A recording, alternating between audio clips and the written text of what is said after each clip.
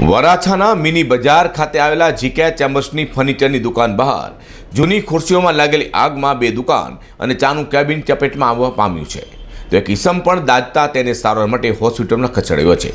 સવારમાં બનાવ બનતા લોકોમાં પણ હાલ હાલાકી થવા પામી છે. વરાછા વિસ્તારમાં આવેલા મિની બજારમાં જીકે ચેમ્બર્સની ફર્નિચરની દુકાન બહાર રાખેલી જૂની ખુરશીઓમાં અચાનક આગ લાગી જતા બે દુકાન સહિત ચાનું કેબિન અને નિંદ્રામાન ચાવાળો ઝપેટમાં આવી જવા પામ્યો હતો.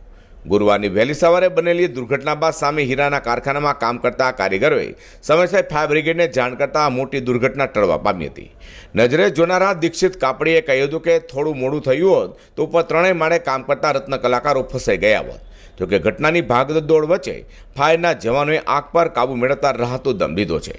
ફાયર ઓફિસર રોજી વાડીએ જણાવ્યું હતું કે આગ ફર્નિચરની દુકાન બહાર મૂકવામાં આવેલી જૂની ખુરશીમાં લાગ્યા બાદ ફર્નિચરની દુકાન અને બાજુના આવેલા હીરાના કાગળના વેચાણ કરતી દુકાનને પોતાની ઝપેટમાં લીધી હતી.